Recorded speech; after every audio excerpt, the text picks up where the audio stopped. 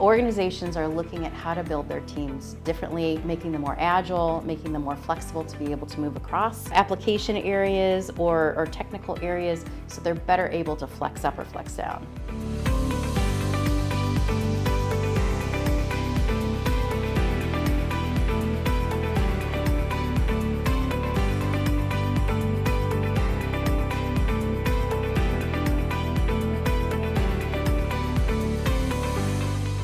Hi, I'm Noelle Sojka-Howell. I'm the Senior Vice President of Professional Services for CSI Companies. And hi, my name is Doug Herr, and I'm the Senior Vice President of Client Services and Strategy here at CSI Companies. Nice to meet you, Noelle, in person finally. Yes, I know. It's been a while. It has been a while. You know, it's funny. I was so excited to sit down with you. The last few months have been a little bit crazy. I think October and November were some of the busiest months. Huge months here. Big go-lives. Yes. All over the country. Yes. And we were doing like 5 or 6 of them all at the same time. October, November were gigantic months for us. Well, you know, yeah. it's awesome to be able to sit down and talk and catch up. Yes. And you know, the other thing I was thinking about, I know we're here today to talk a little bit about CSI and a little bit about our history and what we're seeing, but I was thinking you and I have such similar backgrounds. You know, I think you told me a little bit going back like 15, 20 years ago. Remind me again how you got into all of this. Well, healthcare IT was actually a career change for me. I was working in nonprofit for years doing program development, training programs, community programs, and I was working at a children's hospital in Chicago and happened to see they were going live with Epic and they were looking for people to help with training. So I really started my healthcare information technology journey as a principal trainer. I started as a principal trainer in the ED and just kind of grew from there, taking my project management background and program development background and just kind of led through to where I am today. I actually came from the client side prior to coming to CSI. I've been at CSI for about 2.5 years. That's the irony. I think I also came from a different industry. I spent my 20s in the restaurant industry, opening new restaurants. So I trained all the bartenders and all the wait staff.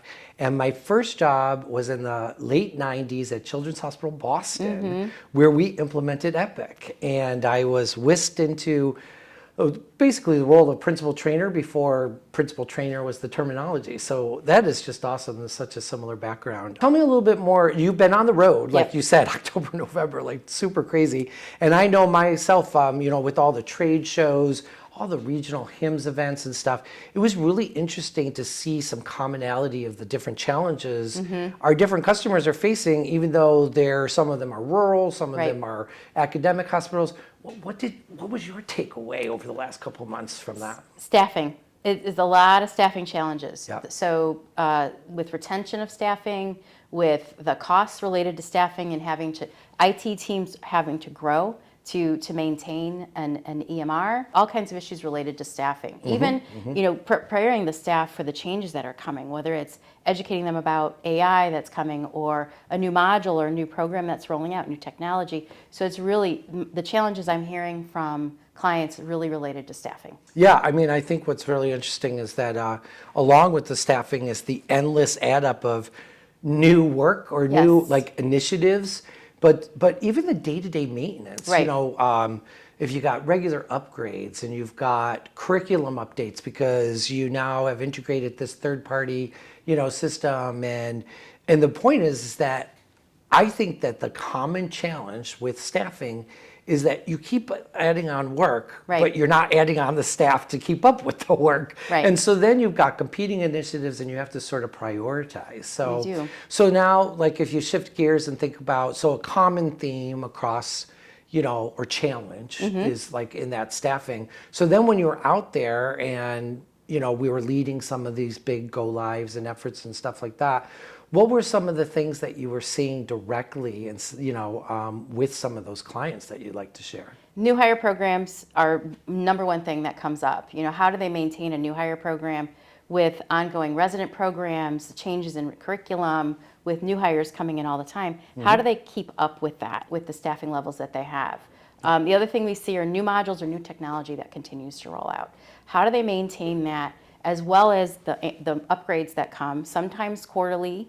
How do they maintain that with their teams and then also roll out the new modules or new technology at the same time? And then you add optimization to that as well. So how do we get people efficient? How do we optimize our workflows, optimize our build? It's a lot of stuff that needs to get done, and there's not enough time in the day to get all that done. But what's so great about that is sort of what CSI is known for. Right. It's like our history, it's our background. I mean, I think, so, I mean, the company's 30 years old, but for over 15 years, Right. doing exactly just those types of support models, which is great. Now, what's interesting on my side from traveling and doing trade shows and doing all kinds of interesting research is mergers and acquisitions Right. are endless. And Right. it's, what's interesting is we've seen that in the consulting world as Right. well, but now we're seeing more and more facilities looking at A&M. Right. And I think it's, a couple different things is probably, the market space and the competitiveness of that market space. Sometimes it makes more sense for some of these facilities to look at that. Right. And even in New England, for example, in the last year, we've seen major M&A activity with clients that are already on Right. the same EHR, but now they're blending. And so when you think about the variations of the challenges associated, and then that whole time you also have Epic introducing, variations of programs. So like Right. a perfect example that's been out for a long time, but again, Community Connect. Right. If you recall, we had the opportunity to go to Epic, and when we were there, they showed that chart where Community Connect had raised like 60% in just the last couple of years. And I thought it had flatlined and totally inaccurate there. So obviously along with mergers and acquisitions, I think a lot of hospitals are looking to partner. They are. So that's big. They are, and there's so many things to consider when you're either doing Community Connect or merger and acquisition. From how do you merge those two EHRs? Yep. How do you merge those workflows? How Yep. do you merge those builds? There's probably things that work from both sides, right? Either hospital, how do you consider that? What's your rollout time? And how do you get everybody trained? Right, It's right. one thing if you're moving somebody from an old EHR, different EHR, to an Epic or Right. to a Cerner to whatever. But now when you're moving someone from the same EHR, one organization to another, you have to work through old habits, old workflows, whatever. I think sometimes people don't realize there's a huge training lift Yes, still yes. when you are moving from the same EHR. Yeah. And it's funny because I think right now we have 70 plus resources on a refuel project. Correct. So you think about all those challenges you just mentioned. Refuel, from my understanding, what we learned when we were at Epic is, essential for a really strong, successful Community Connect program. Correct. So, if you've been live for 10, 15 years, you probably did what we did back in the 90s. Right. Customization. Exactly. Design, everything. build, validation sessions. Correct, Yeah. correct. So now it's like, oh, geez, how do we take advantage of Epic's foundation and Right. really capture best practices? So I know that's exciting. And then there's the big discussions we heard about at UGM was stars and honor roll. Correct. So, those programs that we're involved in all over the country, that's helping a lot of our customers, I think. It really is, and part of it's educating them and helping them understand not only what the programs are, but how to put a project around getting themselves to an honor roll and Right. the STARS program. Right. What I love about it is while we're supporting those, the whole time we're always thinking about really like our foundation, which is the training and activation space, right? That's really what we're known for. But the whole time we're providing, the analysts, the project managers. But what I really like to think about is like, how do we circle back to, you were talking about that fundamental, real challenge around staffing. Right. How do we look beyond go live? Because there's a big difference between pre-planning for go live and post-planning for staffing models. So what are your thoughts about that one? Well, there's so much to say about that. Everybody kind of thinks getting to the big day, getting to the go live, right? Yes, That's yeah, get to and bring in all the people to get there, Yeah, But how do you maintain that moving forward? And it really is something that people are thinking about. How do they maintain the trainers in the classroom or the virtual trainers, and how do they merge application analysts or how do they grow the team, or how do they even look at the optimization work and the upgrade work versus the day-to-day maintenance? So organizations are looking at how to build their teams differently, making them more agile, making them more flexible to be able to move across application areas or technical areas, so they're better able to flex up or flex down. Right, right. You know, it's interesting. I've heard it a few times. The first time I heard it, I laughed a lot. But one of the things that I've always heard is how I want to keep and retain my staff. And one of the best ways to do that, and this is the joke, is they want to do all the fun, sexy work. So the day-to-day maintenance, which by the way can be significant, especially as you extend out in community connect projects or you go through a merger, all of a sudden now you're faced with that. So I'm just like, what are some of the different models that you're seeing out there? Well, we're seeing more managed services for sure. That's happening. That organizations are looking for help in maintaining some of these things. Whether it's bringing on a team to manage Community Connect, whether it's bringing on a team to help manage some of those the stuff that's not as fun, so the day-to-day, so their teams can work on the sexier stuff.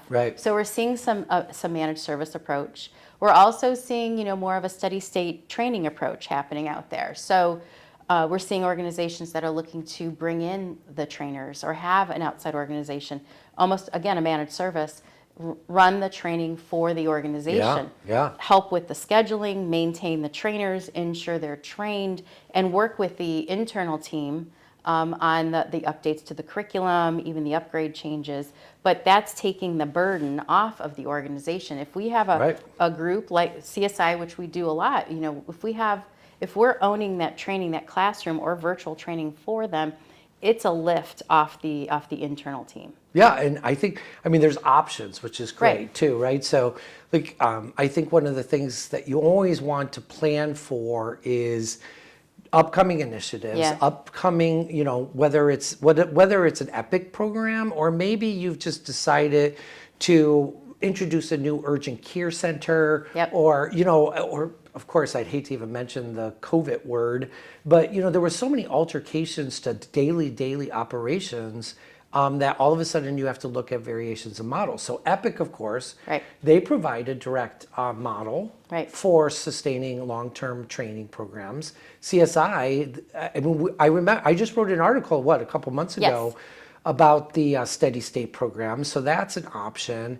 And then when you look at like PTs, CTs, project managers, what kind of variations are you seeing some of our customers doing on their own?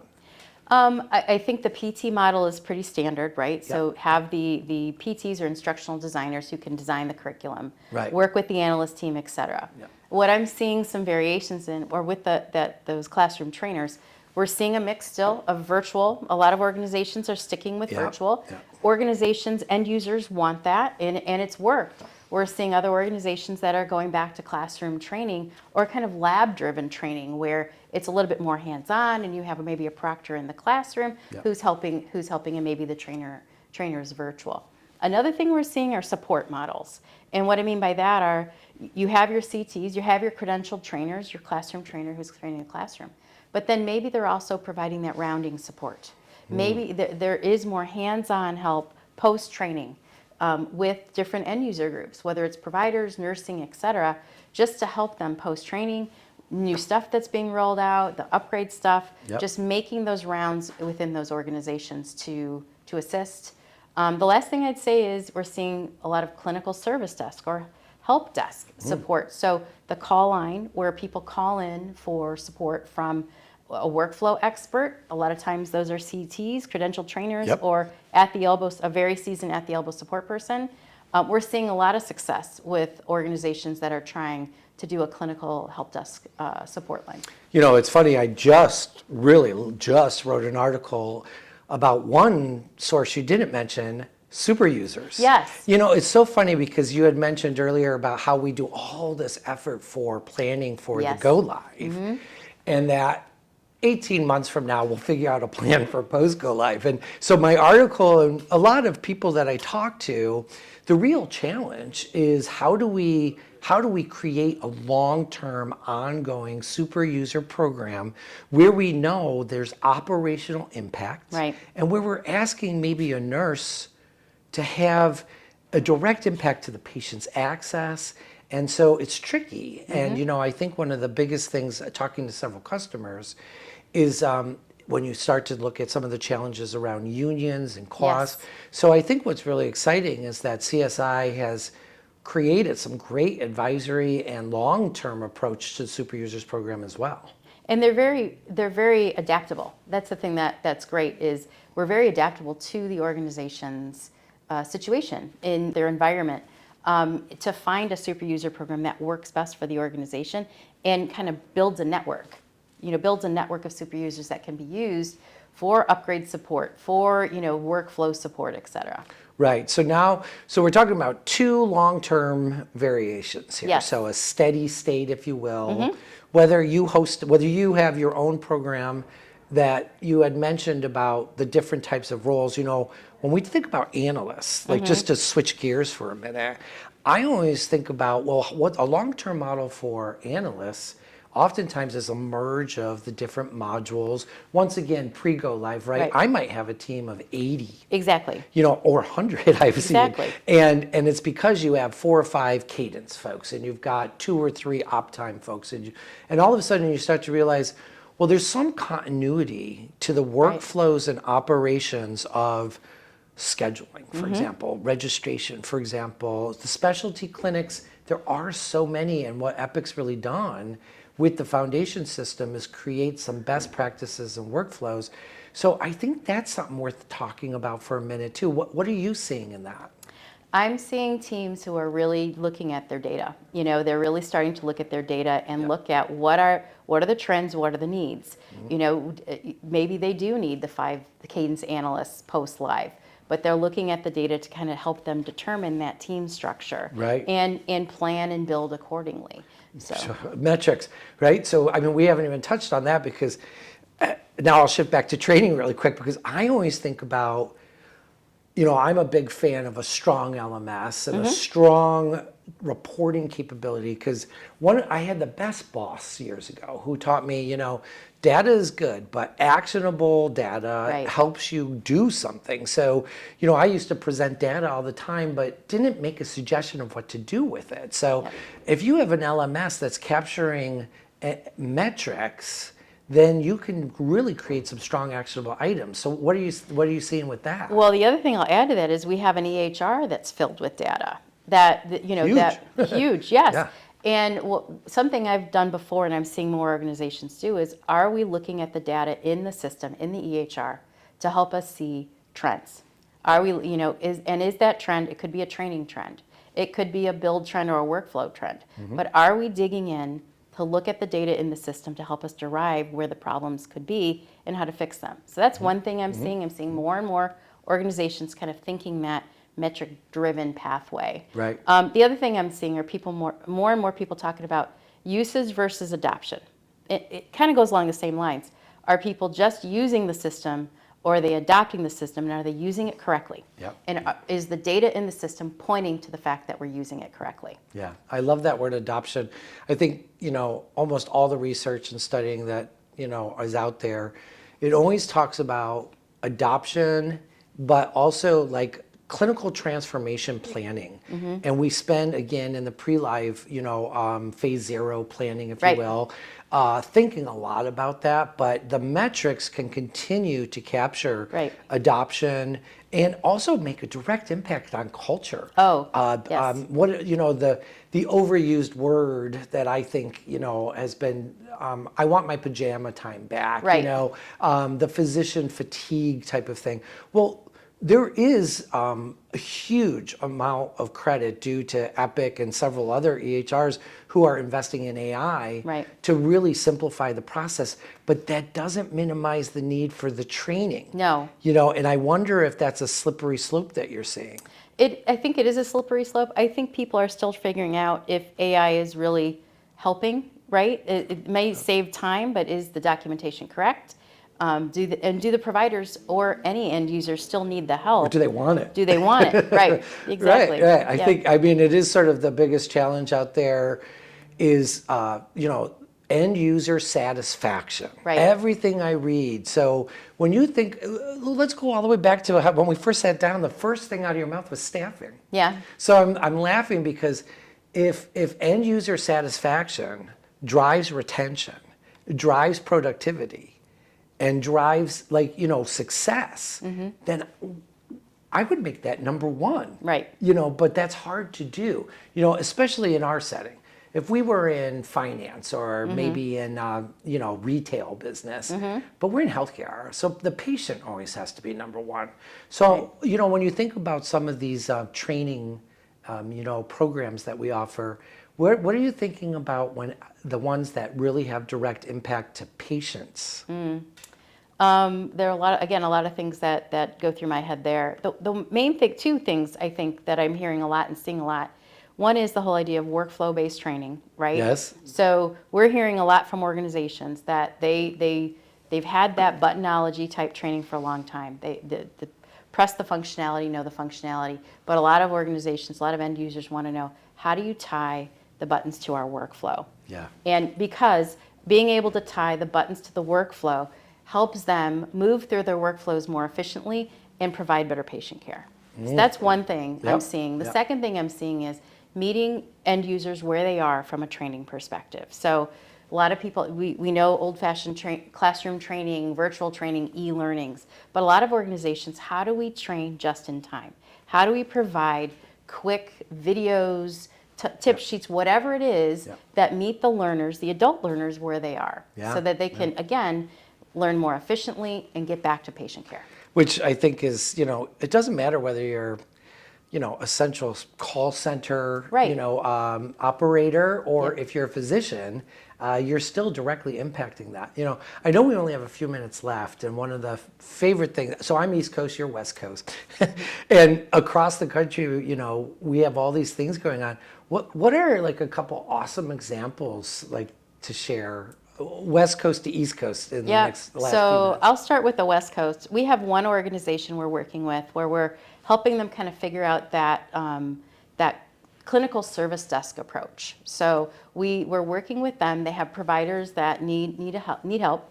So we've designed a SWAT approach where for 90 days, we put together a SWAT team of help desk analysts, service desk analysts. Providers are calling there. We're watching the trends. And we're going to use that data to help build what a long-term clinical service desk approach will be. And that was an organization where providers were giving a lot of feedback about needing more help.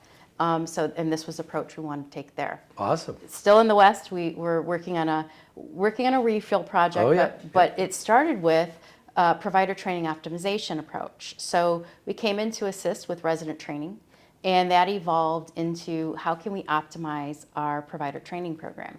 So we did a workflow, we did a training assessment actually, looked at their model, looked at how they were training, and in the midst of keeping the lights on with training, optimizing how we're working with those providers, again, trying to find ways to meet them where they are, but then also integrating those optimizations in that long-term training approach that's going to be part of the refuel. So we'll see a kind of a revamped training approach that rolls out as we roll out with the refuel. Great. As we move to the Midwest and the East, we have a couple steady state training programs going on where we have been working with these organizations since their implementations. And as they move from implementation to go live, or through implementation and go live to post live, we have stayed as their training partner. So we have teams of trainers who are managing and executing the classroom training, some virtual, some on site, for their end users. No, it's fantastic. It's funny, we had a couple weeks with the holidays, and as we're looking, into 2025, I'm already like, well, I got Vive coming up next month, and then we've got, hymns and then XGMs. There's so much coming up. I don't think we're going to have much downtime. I don't either. Do we ever though? But we should get back together in the fall and do this again, because what I'm really interested to see is what are some of the market drivers out there. And we briefly talked about AI. I expect these trade shows to be very heavy in that space, but what I'm hoping is that we're seeing some more training talk. I can't wait for our next conversation. Me either. Well, thanks so much for today. It was so much fun. Thank you. And thanks to our audience.